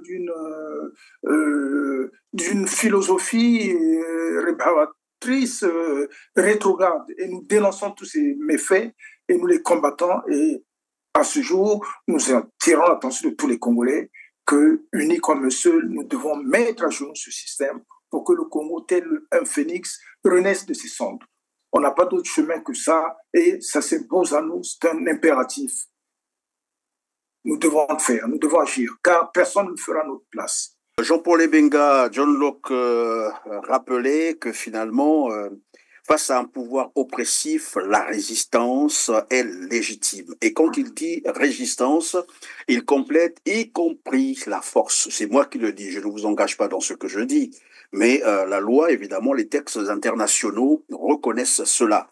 Lorsqu'un peuple est face à un régime oppressif, qui viole les lois, qui viole la loi fondamentale, comme au Congo, le peuple a le droit de résister, y compris par la force. Que doivent faire les Congolais désormais? Parce que finalement, oui pacifique, oui analyse, dénonciation, à gauche, à droite, voilà. Mais après, tant d'années, tant de décennies, ça n'a rien donné. Que doivent faire les Congolais pour faire reculer ce régime qui veut vendre finalement le Congo? Mon frère Christian, je vais répondre à votre question sans hésitation. Et on est en train de dire que le peuple a le droit. Et je crois qu'en vivant sous beaucoup de vicissitudes, ce ne sera pas gênant de dire que le peuple a le devoir de résister. Donc à la place du droit, peut-être qu'il faut dire que le peuple a le devoir de résister. Vous avez cité un certain nombre d'articles de notre Constitution. Je voudrais reprendre l'article 219, qui dit « Nulle cession, nul échange, nulle injonction du territoire national n'est valable sans le consentement du peuple congolais appelé à se prononcer par voie de référendum. » Vous voyez, toutes ces dispositions n'ont pas été mises à profit par le peuple.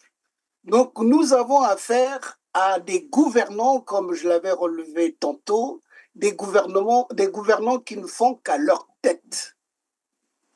Ils font à leur tête. Ils décident par leur bon vouloir. Et face à cela, effectivement, le peuple a le devoir de résister. Mais non, comment être précis là-dessus? Est-ce que sur un plateau de télévision, je dirais qu'il faut que le peuple prenne les armes et se... Non, on n'a pas besoin des armes, mais on résiste par la force, on a dit. Mais oui, par la force. Mais l'usage des armes, entre autres, c'est une forme de force. C'est l'expression de la force. Vous voyez? Et c'est ce que nous ne voulons pas, parce que nous ne voulons pas de l'effusion du sang des Congolais, parce qu'ils nous en ont déjà tellement dépensé. Et qu'il on peut organiser, Jean-Paul Ebenga, on peut organiser les marches de résistance, on peut organiser, par exemple, vous avez dit la désobéissance civile, les gens restent chez eux, et puis voilà. J'en arrive. Je voulais citer plusieurs formes de résistance. Soit rester chez eux comme vous l'avez relevé, soit effectuer des marches. Mais est-ce que les Congolais n'ont pas tenté de vouloir faire des marches au niveau du Congo, au niveau de Brazzaville? Si. Ils ont plus d'une fois demandé que même les marches soient encadrées par le dispositif de sécurité des gouvernants, mais cela n'a jamais été autorisé. Jamais. Mais pour autant, on devait abandonner. On a vu ce qui s'est passé au Sénégal. Pardon, je vais terminer par là. On a vu ce qui s'est passé au Sénégal. Les Sénégalais n'ont pas baissé les bras. Nous avons vu, c'était, je crois, aussi, oui, en Égypte. Le printemps arabe, voilà. Lorsqu'on a parlé du printemps arabe, on a vu ça. Et en Algérie, dernièrement, on a vu au Soudan, pareil. Et pourquoi on pense qu'au Congo, une fois qu'on s'est levé, il y a eu répression et tout le monde se retracte? Au Mali, les gens sont restés 6 mois dans la rue. Il y a eu de la répression, il y a eu des morts. Mais il faut savoir résister. Oui, mais est-ce que les Congolais se sont dit qu'ils ne vont jamais se manifester comme dans les pays arabes ou comme au Sénégal et autres? Les Congolais n'ont jamais dit. Attention, il ne faut pas qu'on prenne les Congolais pour des froussards. Nous avions été quand même, les pays d'Afrique, surtout ceux d'Afrique francophone, ont eu leur indépendance en 1960. Et en 1963, les Congolais ont été parmi les premiers à poser l'acte de renversement d'un pouvoir.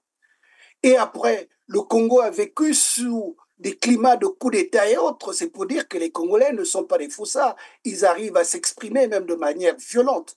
Attention, moi je crois qu'il ne faut pas que l'on fasse des analyses actives des choses et en disant que les Congolais, au jour d'aujourd'hui, ils sont terrifiés au point où ils ne pourront plus jamais se lever contre les vicissitudes que le pouvoir actuel de Brazzaville leur impose.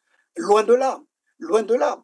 Il faut reconnaître que même nos prises de position là, sur des plateaux de télévision, conscientisent les Congolais. Ça, il faut le retenir. Il arrivera à un moment, peut-être que ça viendra contre toute attente. En Tunisie, personne ne savait que c'était à la suite du décès d'un vendeur de cacahuètes qui s'était immolé, et puis après, tout s'est enchaîné. Mais regardez ce qui s'est passé à Ouesso. Mais c'est une jeune compatriote qui a été kidnappée, et c'était la goutte d'eau qui a débordé. Mais imagine que cela se soit produit à Pointe-Noire. Vous ne voyez pas qu'on devait avoir une déferlante et puis finalement constater d'autres configurations dans la société congolaise. Non, cela pourra arriver et à tout moment, peut-être même contre toute attente. Vous voyez? Mais nous voulons que cela soit canalisé, que les hommes politiques, que les acteurs politiques congolais prennent conscience, même ceux qui dirigent, ceux qui constituent ce qu'on appelle l'opposition, prennent conscience de cela et de la hauteur et se disent comment contourner des déferlantes sociales dont on n'aura pas la capacité de contenir assez rapidement.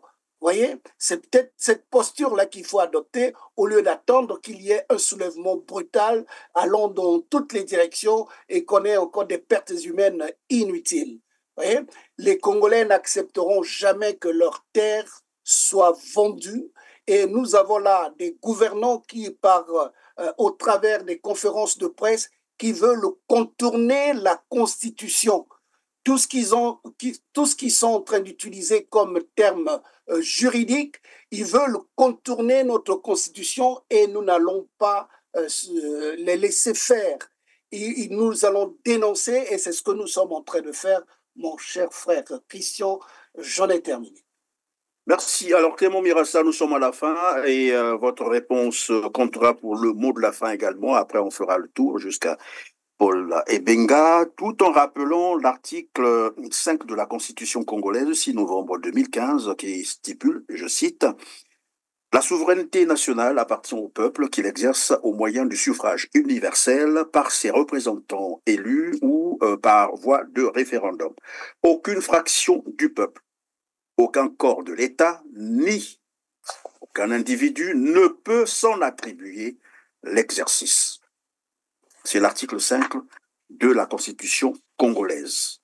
Maintenant que les terres ont été cédées, l'accord est déjà presque mis en application. Nous sommes en train tous de voir.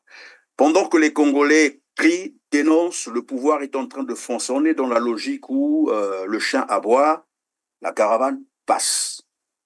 Clément Mirassa, est-ce qu'il faut attendre que les choses dégénèrent au Congo-Brazzaville tel que c'est parti, puisque vous parlez, vous dénoncez, on ne vous écoute pas, les jeunes parlent, vous l'avez dit, allez sur TikTok pour les écouter, ils sont fâchés, ils sont énervés, ils ne comprennent pas ce qui se passe, des jeunes dames qui se plaignent, qui ont déjà été victimes de ces gens-là. Tout ça est en train, parce qu'aujourd'hui c'est un monde interconnecté, tout ce qui se dit au Japon est connu aux États-Unis à la seconde, donc personne ne dira qu'il n'est pas au courant de ce qui se passe. Est-ce qu'il faut attendre que ça dégénère finalement au Congo, que les Congolais se rendent compte que finalement le pays est occupé, qu'il y a maintenant des soldats rwandais partout, qu'ils ne peuvent plus rien, pour qu'on continue à se lamenter, ou bien que faut-il faire, ou quel est le message que vous avez à passer aux Congolais et aussi aux gouvernants, parce qu'ils vous suivent, ils vous entendent, pour que demain ils ne disent pas qu'ils n'étaient pas informés, qu'ils ne savaient pas, ou qu'ils n'avaient pas entendu ce que vous étiez en train de dire. Christian, ta question elle est fondamentale. Elle est cruciale. Dans les débats en cours, je pense qu'il devrait y avoir unité et rassemblement des Congolais. C'est vrai, il y a quelques petites voix qui s'élèvent ici et là pour dire qu'il faut accepter ça. Nous ne pouvons pas accepter ce qui se passe, non pas seulement en termes de cession des terres, mais même en termes de violation des lois et règlements de la République, particulièrement de la Constitution. Christian, nous sommes sur les réseaux. J'ai découvert le jeune Castelin Cédric Balou. J'avoue qu'il est beaucoup courageux. Vous avez vu qu'il a entamé une démarche où il a introduit une demande d'autorisation pour faire une simple marche qui lui a été refusée. Mais au-delà de cela, il a pris position sur le problème des terres. Déjà, il faut appeler les Congolais à ce qu'ils soient nombreux à prendre position sur ces questions. Quand nous parlons de gouvernants, nous ne parlons pas seulement des gouvernants congolais. Nous parlons des gouvernants et congolais et rwandais. Et il faut que cela soit parfaitement compris. Maintenant, nous interpellons les Congolais en leur disant, nous avons des droits. Ces droits sont même constitutionnels. D'où vient cette peur qui fait que lorsque on parle d'une marche, d'un sitting, chacun craint pour sa vie? Est-ce que vous pensez que la sœur Sephora pensait qu'elle allait mourir dans les conditions dans lesquelles elle est morte là? On a été surpris. Lorsque nous avons une crise cardiaque, nous sommes surpris. Lorsque nous avons un AVC, nous sommes surpris. Mais aujourd'hui, nous devons nous rendre compte que le Congo va mal, très mal. Mais céder nos terres aux Rwandais, c'est quelque chose que je considère comme inadmissible. Et moi, je lance un appel aux Congolais. Chaque fois qu'on le pourra, que nous utilisons les voies qui nous sont autorisées par la loi pour que nous posons nos problèmes. Aujourd'hui, Christian, une chose est sûre, les gouvernants, y compris le président Sassou, ils savent tous que les Congolais ne veulent pas de ça. Ils le savent. Qu'ils prennent le courage d'aller à l'annulation pure et simple de ces accords. Le président Sassou sait que pendant longtemps, au plan politique, nous avons déclaré que le Congo traversait une grave crise multidimensionnelle. Nous avons lancé des appels. Les voix se sont élevées pour dire allons à la décrispation et à l'apaisement du climat politique, par la libération des prisonniers politiques, par la tenue d'un dialogue national inclusif. Ici, ils refusent. Ils en imposent. Et après, ils disent qu'ils veulent de la paix. Non. On ne peut pas vouloir de la paix et se comporter de cette façon. Nous lançons un appel aux gouvernants pour dire, sur ce problème des Rwandais, qu'ils tirent déjà toutes les leçons. J'ai été très heureux de la déclaration faite par Mathias Nzon hier, où il demande pratiquement que certains membres du gouvernement soient poursuivis pour trahison et forfaiture. Au-delà des dénégations du Premier ministre congolais, l'État PCT a bel et bien cédé des terres congolaises au Rwanda, en se fondant sur les dispositions de l'article 45 de la Constitution congolaise. Cette cession faite des autorités constituées, notamment le ministre de la Coopération internationale et le ministre des Affaires étrangères et des Affaires foncières, tous les deux puissamment soutenus sur ce point par le Premier ministre, constitue un acte de forfaiture. Par voie de conséquence, l'RD exige que le Premier ministre Koliné Makosso, le ministre de la Coopération internationale, M. Christophe Denis Sassou Nguesso, et le ministre des Affaires foncières, M. Pierre Mabiala, soient immédiatement virés du gouvernement et traduits en justice pour haute trahison des intérêts nationaux du Congo. Ce sont eux qui ont fait adopter cette constitution. Cette constitution devait, dit-on, faire évoluer les institutions. Mais non, au lieu de faire évoluer les institutions, elle sert à vendre les terres congolaises. Non, nous ne l'acceptons pas. Et je dis, Christian, moi, je suis de ceux qui vont continuer le travail de sensibilisation, de conscientisation. Et si on doit aboutir à ce que l'on arrive, et je crois que c'est ce que le peuple souhaite, si on doit aller à des sit-ins, si on doit aller à des marches, si on doit aller à des meetings, il faut que nous nous organisons. Nous demandons aux Congolais, n'ayez plus peur, sortez de la peur. Si nous ne défendons pas nos terres, je ne vois pas ce que nous pourrons encore défendre d'autres. Lèvons-nous, Congolais, soyons debout, soyons unis, soyons rassemblés pour défendre ce que nous avons de plus cher. C'est notre patrimoine commun, notre bien commun, et c'est le Congo. Il faut que nous nous y fassions. J'ose espérer que les gouvernants, mais je m'adresse particulièrement aux frères qui servent dans la force publique, mais ils savent que si le pays disparaît, il n'y aura plus de force publique aussi. Donc c'est dans leur intérêt également de comprendre qu'ils ont intérêt à être avec nous pour défendre le Congo, pour défendre la cession de nos terres et pour que nous ayons un Congo véritablement uni et véritablement indivisible. Voilà, merci. Mais avant de laisser donc Benoît Youlou et Jean-Paul Ebenga conclure, Clément, pardon, quelques secondes, vous pouvez nous dire 2 phrases sur la déclaration sur le conflit d'intérêts. C'est quoi concrètement et quelle est la portée de cet acte? Christian, je n'entre pas dans ce débat. Et je vais te dire pourquoi. C'est de la pure distraction. Ce qui est important au Congo, c'est que ces gens, nos gouvernants-là, ils n'ont jamais accepté de déclarer leur patrimoine conformément à la loi. Ce qu'ils ne disent pas, c'est que le 9 décembre 2023, le président de la haute autorité de lutte contre la corruption a fait une déclaration pour dire que son institution avait mené 30 enquêtes et investigations et qu'elle était arrivée au niveau où elle devait publier les résultats et que suite à ça, il y aura la saisine de la justice. Depuis, il s'est tu. La haute autorité de lutte contre la corruption a perdu sa crédibilité. Pour qu'elle retrouve sa crédibilité, il faut qu'elle s'efforce à présenter les résultats des 30 enquêtes et investigations qu'ils ont menées, à mettre à nu les responsables des scandales de crimes économiques et financiers qui ont été découverts et à faire en sorte que ces dossiers soient transmis. La haute autorité de lutte contre la corruption en difficulté, nous avons compris que le gouvernement actuel a choisi de protéger. Vous avez le FIGA, vous avez les 14 000 milliards, vous avez les malversations financières au fond. Les 9 milliards de la CNCS. Les 9 milliards. Et donc, vous avez toute cette panoplie. Ils ont choisi de faire souffrir les Congolais et ils font du cinéma. J'ai vu le Premier ministre, mais le Premier ministre est devenu ministre en 2011.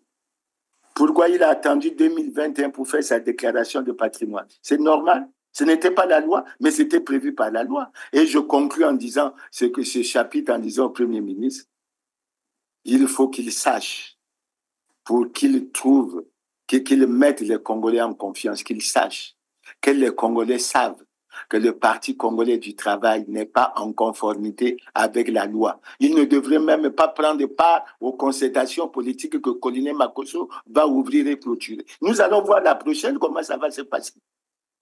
Donc, il faut qu'ils arrêtent. C'est une pure distraction. Ce que les Congolais attendent d'eux, c'est la récupération, la lumière sur les 14 000 milliards, c'est la lumière. Et vous avez parlé il n'y a pas longtemps de l'appartement de Claudia Sassou, mais il faut que les enquêtes soient ouvertes au niveau de la justice et que l'on avance, que l'on continue, que les Congolais puissent trouver les moyens. On ne peut pas avoir 8 497 milliards d'endettement et être dans cette situation. Ce n'est pas normal, Christian. Mais je comprends. Je te dis que c'est une pure distraction pour divertir les Congolais. Ce n'est vraiment pas du tout normal. Alors, Benoît Youlou va conclure sur, voilà, toujours le rappel de l'article 53 de la Constitution congolaise. Les biens du domaine public sont inaliénables, incessibles, imprescriptibles et insaisissables. Tout citoyen doit les respecter et les protéger. Votre conclusion, Benoît Youlou? Alors, je dirais ceci. Il en va de notre souveraineté. Le Congo est un État de droit, un et indivisible. Aucune cession, de quelque manière que ce soit, à titre gratuit ou onéreuse, ne peut se faire au Congo. Le pouvoir appartient au primat souverain. Il faut donc savoir anticiper avant qu'il ne soit trop tard.